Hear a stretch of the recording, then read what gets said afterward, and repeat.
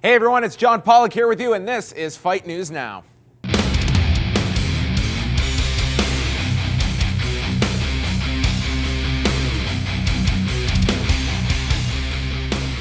Welcome to Fight News Now. I'm your host, John Pollock, and for the next 30 minutes, we are getting you informed on everything happening in mixed martial arts. On the program today, you are going to hear exclusive comments from Rashad Evans and Daniel Cormier ahead of their bout at UFC 170, and we'll also hear from headliners Ronda Rousey and Sarah McMann. We've got our regulars, including 3 rounds, The Shift, and lots more, but we start off with this week's newsmakers. The UFC kicks off 6 consecutive weekends of events this Saturday in Jaraguá do Sul, Brazil, as Mousasi returns to action, cutting down to 185 pounds as he meets Lyoto Machida in the main event. With a new king at 185 pounds, the division is wide open for future contenders, with this fight drawing a lot of focus for that very reason. If you've been a UFC fan over the past number of years, you know who Lyoto Machida is. The Dragon has been in the main event or co-main event in every one of his fights over the past 5 years. Except, of course, for the night he crane-kicked Randy Couture into retirement in front of 55,000 fans at UFC 129. But I really worked hard on that kick, and I wanted him to do that kick, and he wanted to do it, and he knew he could, and he did. The former light heavyweight champion is known for his elusive fighting style, but with 5 knockouts in his past 7 wins, he clearly has a finisher's mentality. After a controversial loss to Phil Davis dropped the Brazilian down the pecking order at 205 pounds, the karate fighter made the drop down to middleweight, hoping for a shorter road to a title shot. His first opponent in his new weight class would be his friend and training partner, Mark Munoz. With that finish, Machida became an instant contender at 185 pounds. If the Dragon can win impressively Saturday night, he may be next in line for a shot at the middleweight strap. Standing in his way is probably the best fighter you've never heard of. Mousasi has 15 more fights on his resume than his opponent and 14 more wins. He won the Dream middleweight title with an upkick KO of Jacare. And there he comes in with a Superman, and it's over. It's over. He claimed the Strikeforce lightweight title with a 1-minute KO of Babalu Sobral. He's arrived. And in his UFC debut, he put a beating on Ilir Latifi, essentially on one leg. Coming into this fight, I was injured, and at the last week I got also a cold. The Dutch Armenian is making his first appearance at middleweight since 2009, and also sees a shorter road to the title at 185 pounds. The 28-year-old has a cerebral fighting style very similar to Machida, and this one could be over in the blink of an eye as both fighters look for their opponent to make a mistake. So is Mousasi going to find new life returning to the middleweight ranks, or will Lyoto Machida build upon his dominant debut at 185 from last October? You go ahead and make your pick as we turn it over to former light heavyweight champion Rashad Evans for his thoughts. When you watch Gegard, you see somebody who is super composed. Like, he almost had that demeanor as if like he already knows what's going to happen at the end of the fight. You know what I'm saying? He's just going through the motions. He has that calm demeanor that you seen Fedor have, back in the day. That's the key to his success, the fact that he doesn't get too excited about anything, and he's able to stand in the pocket, and he's able to exchange with you. He's sneaky good in areas where you don't even think he is. You watch him on film, you're like, yeah, he's flat-footed, he's not really too athletic, and he doesn't seem to be too fast. But he's so solid. He's so solid in almost every single area. And his stand-up is really good. I think Machida's going to have an advantage with the blitzing style, but I think Machida's going to get into trouble with the fact that Mousasi, he exits really well and he explodes really well and with his counterattacks. So I think that, I'm going to say it, I think that Mousasi wins. The UFC's return to pay-per-view comes February the 22nd, and one of the key attractions is the light heavyweight bout between Rashad Evans and Daniel Cormier, with the 2004 and 8 Olympian Cormier cutting down to 205 pounds for the first time. He was a guest on the MMA Report with myself, and he discussed fighting his fellow analyst and not having heavyweight champion Cain Velasquez to prepare with. Like Rashad or don't like Rashad, I do have to understand that he is wanting to take everything that I'm working for. He has to win in order to get back to a championship fight, and I have to win in order to get to a championship fight. So the motivation has to be, he's going to take what I want, and I'm going to try and take what he wants. Do I have to try and build a rivalry in that sense? No, because there is no rivalry between Rashad and I. If there is a rivalry, it's very friendly, like buddies that could go play basketball or play on a video game. We have to take that approach to it, but obviously the stakes are much higher. You know, it's been very difficult. You know, I draw a lot of confidence from training with Kane because he's the best guy in the division. He's the best guy in the world, I think. But he's been there to help me with my sparring. You know, he comes to watch wrestling, and he's kind of taken on the role of a coach. You know, so our roles have kind of reversed in this training camp, which is nice. You know, I don't have to stress of trying to teach him anything. You know, he's actually helping me in that sense. He can be there as much as he possibly can, and when he is there, it really does help having him in the room. With that being said, it has been very difficult not having my main training and sparring partner. But you know what, man? I'm actually adjusting. On the other side of the cage that night will be Rashad Evans, who fought 3 times in 2013 and ending the year off with a decisive stoppage of Chael Sonnen at UFC 167. We caught up with Evans to discuss the fight with Cormier, as Evans is hopeful of working his way back up in the light heavyweight division this year. Man, I'm very surprised how fast Daniel's evolved. He'll always call me right before he get any fight. He'll be like, yo, Evs, what do you think about if I fight this? What do you think about this? What do you think about that? And we just like always chop it up and see, you know, I try to help him, give him some good advice on where he wanted to go in his career. And I remember him telling me that, man, what do you think about me getting to this tournament? And you know, I remember giving him advice on that thing when he was in Strikeforce. His development is amazing. You know, I'm so proud of him. Every single time I watch him fight, he's gotten so much better. And I'm just like, dang, I hate to be the guy he has to lose to, you know, because that's what's gonna happen. Much like Gegard Mousasi this weekend, when Sarah McMann steps into the cage at UFC 170 against Ronda Rousey, she will be 10 months removed from her last fight. Many believe McMann is taking this fight too early in her career, as the freestyle wrestling standout will look to deliver the first loss of Rousey's career in their 5-round bout in Las Vegas.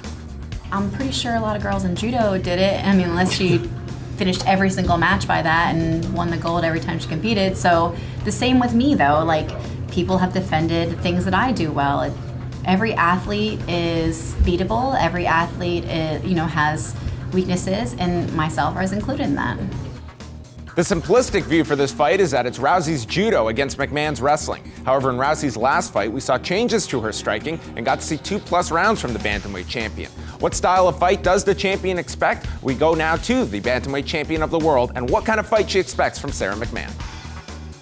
I mean, she has a lot more decisions, and she wins rounds and gets points, and that's just not really my style. Personality-wise, she's much more methodical and thinks things through a little bit more. I would expect it to be very different from the Misha fight, where she, would usually comes charging in. I wouldn't expect something like that from Sarah. A UFC title really doesn't compare that much to the Olympics, because they have new title fights all the time, but the Olympics could be, one day in your whole life. What it takes mentally to get through that, I don't think you can recreate that in any other environment, and so I expect her to, be ready to go when it comes to the day of the fight. And we now move on to this week's tweet of the week, courtesy of undefeated UFC lightweight Khabib Nurmagomedov, Nurmy to those close to him, providing us with this picture for his pre-fight meal for his upcoming bout with Rafael dos Anjos this April in Orlando. Hilarious. And that wraps up this week's Newsmakers. We're taking a short break, but on the other side, I'm going to be stepping in for Robin Black to join John Ramdeen as 3 Rounds is up next as we continue on Fight News Now.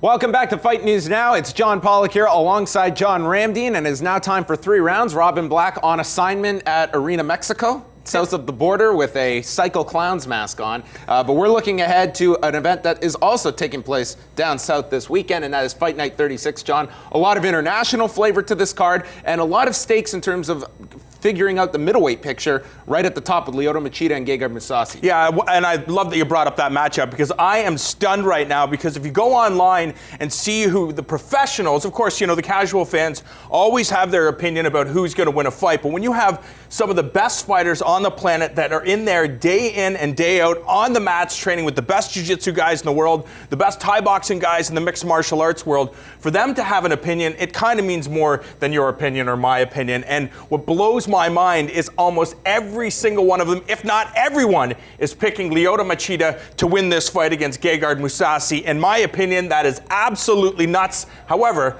I think I'm going with Machida too, but just the fact is that this fight, I think, is a lot closer than people are giving credit for. I think that Mousasi is a guy that is well-trained, well-versed, has been in there, has the experience, has faced some of the best fighters on the planet, has a victory over Jacare, for example, was a former Dream and Strikeforce champion, has been all over the world honing his skills, trains his kickboxing skills in Holland with some of the best kickboxers on the planet, has trained with Dan Henderson, has trained with Bas Rutten, trained with Fedor, trains in Glendale with Ronda Rousey and her team.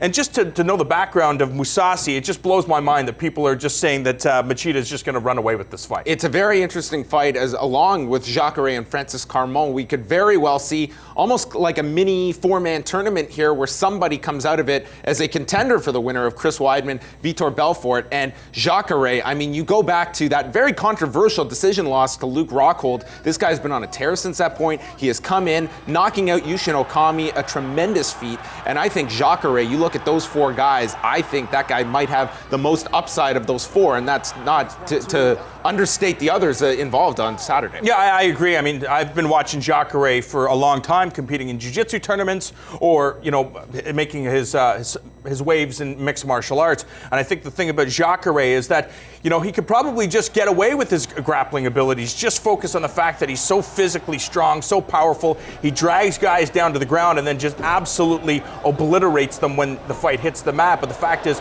he continues to improve in the striking game. His cardiovascular conditioning continues to improve. He is really becoming a complete fighter. And I think it's the most interesting matchup for Chris Weidman. Let's also chat quickly about some other fighters that are appearing on this card.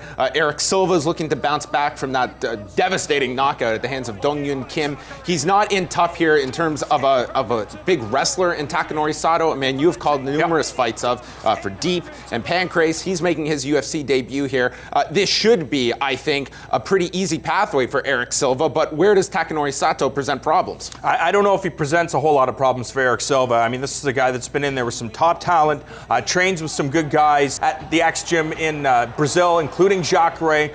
He's part of the Minotauro team, so all those guys are really prepared to face the best of the best, and especially you consider his career path.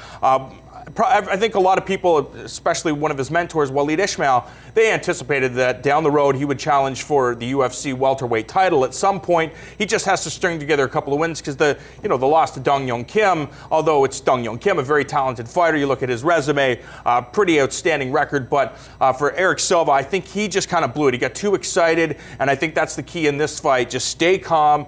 He's, I think, better than Sato in almost every area. He's just got to take his time, and I think the knockout or submission will come. Viscardi Andrade, he's going to be taking on Nicholas Musoke, a pair of fighters that are coming off UFC victories. Musoke submitting Alessio Sakara in his UFC debut. They are a part of the main card here, and I think we're going to get a sense of where they kind of fit into this division. Yeah, you'd have to imagine that for Musoke, the UFC's kind of looking at this guy, a Swedish background. Obviously, they've been to Sweden before. They want to establish their spot there. Alexander Gustafsson's looking good. In the past, we had Reza Madadi from there, David Bilkinen from Sweden. So I think they're really developing a nice scene, and I think for Musoke to come out and submit Alessio Sakara, Brazilian Jiu-Jitsu black belt, in his octagon debut. We were in Russia when that fight was going on. I think it shows you where this guy is at, and I think he's ready to climb the ranks. Now, I would make the argument here that if you do some digging here and you get into the Fight Pass portion of this card, some very interesting fights here that you get to see. We're going to see Jesse Ronson in his sophomore outing. We saw him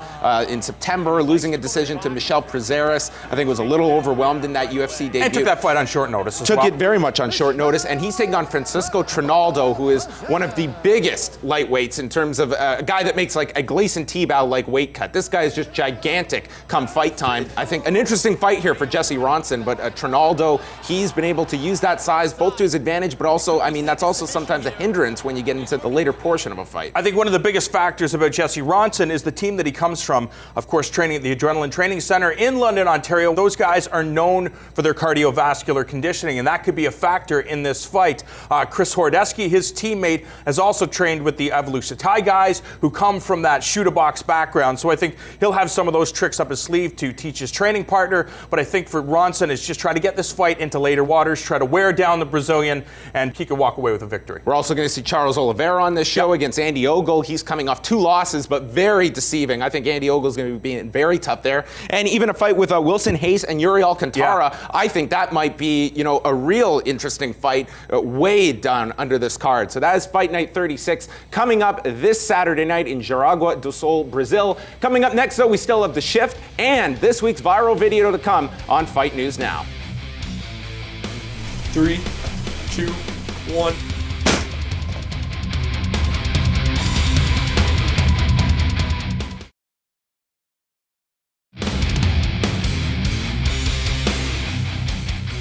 Welcome back to Fight News Now. I'm John Pollock. Lots of live action on Fight Network later this week as Hennessy Boxing will be bringing you heavyweight action as Derek Chisora meets Kevin Johnson, and that will be running at 4 Eastern. And immediately following that, we will be bringing you Cage Warriors 64 from London, England for your Saturday doubleheader on Fight Network. And it's now time for The Shift as we welcome in Priscilla Carapan. And on this week's installment, a former UFC light heavyweight champion is chatting comics with the one and only Wai Ting. Here on The Shift, we exposed UFC light heavyweight fighter Rashad Evans as a comic book fan. So when we got the chance to meet up with him, Wai Ting and our producer compiled a short stack of must-have traits for him. And here's how it all went down. We are here with Rashad Evans, and Rashad, usually what we do here at The Shift is we like to take fighters and we like to, you know, find out what they like outside of the ring, outside of the cage. There are a number of comic book fans in the fight community. Among them, of course, being yourself. So we did some shopping for you. You did shopping for me? We did some shopping for you. My man, okay. We spoke to you not too long ago, and you know, we know that you're a big fan of one particular artist, that being Todd McFarlane. Yes. And so our first book that we got to you was Spider-Man Torment, which is part of one of his big runs at Marvel Comics. I love the way he draws Spider-Man. You know, it kind of has this like aggressive look to it, but at the same time, it still has so much detail in the art. I love the way Spider-Man moves, the way he flows, you know what I'm saying? Right. That's what really drew me into this style of comic book, you know. I don't like it when the comic books, the characters look kind of too soft, you know, with the colors, and they look blotchy, and the lines are not really, they're not really hard like that. And so, of course, as you mentioned, our next book, Spawn Origins. This is, of course, the first few issues of Spawn. Is he your thing? Is he your This guy? is my thing. This is it, man.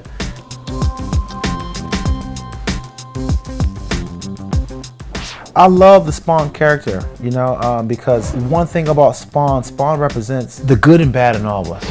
One thing about this character, Spawn, is that he's supposed to be this guy from the devil, but yet you see so much compassion and so much heart in this guy. You know, and it's like, even as the dark side of him, he's trying to fight himself. So you see, any man can relate to that. Any man can relate to the struggle that we all have, that is the duality within both of us. You know what I'm saying? And nothing is more depicted than that than in this Spawn magazine. You know what I'm saying? When you know, the feeling, the pull that he has on being alive versus being in the state he is now, and missing his family, and missing his wife Wanda and his kid and stuff like. I mean, that's the everyday fight for man. Have you had a chance to meet Todd McFarlane? Because you seem to be a big fan of not only his drawing but his writing as well. No, I haven't. I never had a chance to meet him, and I always wanted to. Todd, if you're watching. Todd, if you're watching, hey, hook me up, man, and we can do another Spawn generation type thing. I can be Spawn. You know what I'm saying? I tried to draw like him for the longest time. Like, I would sit there all day and just put my pencil to the pad and just draw and just look at this obsessively. And my teachers would get mad because they'd see like I should be listening to class, but all I'm just drawing is Spawn faces. What's amazing, especially about Spawn, the first thing you notice is just the cape. How detailed and how, I mean, outrageous, first of all, like physically. Right. It's completely impossible, but it looks so amazing. Were you able to get that detail down? You know, the cape was always the hardest thing for me, especially the way, because the cape, it was tricky for me because I would always seem to make the cape a little too stiff. If you watch the thing with the way Todd does it, is that the cape is very loose, but at the same time, you know what I'm saying, it's just so voluminous, and I had a really hard time with getting the volume at the same time, not making the cape look too stiff. Well, I know you're already somewhat of an expert when it comes to drawing, but maybe to give you a bit of help, we got you this. Oh, man. How to draw comics. That's what's up, man.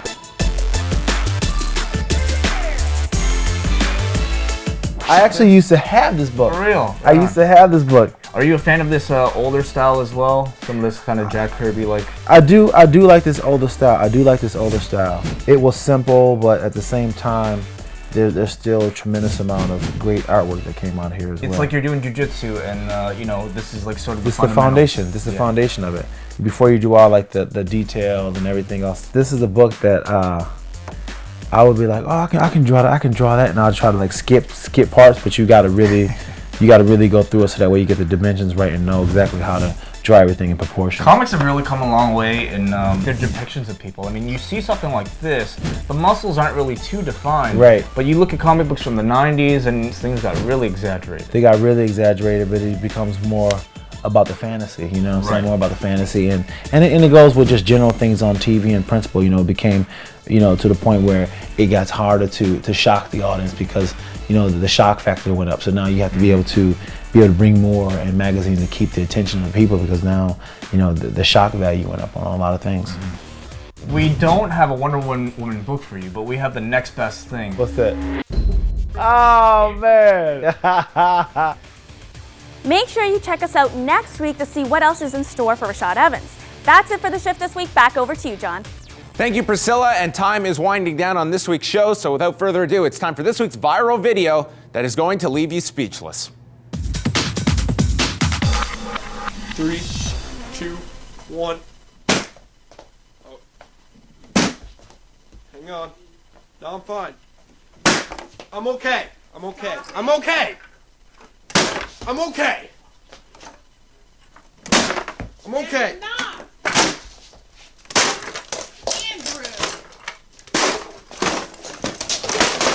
Now pick all the shit up that flew everywhere. It's all over the soap and the floor. Weird Al, a young Weird Al.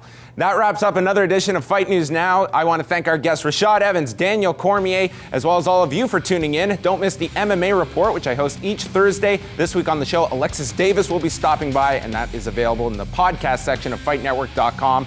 On behalf of John Ramdeen, Priscilla Carapan, Wai Ting, I'm John Pollock. Enjoy Fight Night 36 this weekend, and we'll do it all again next week.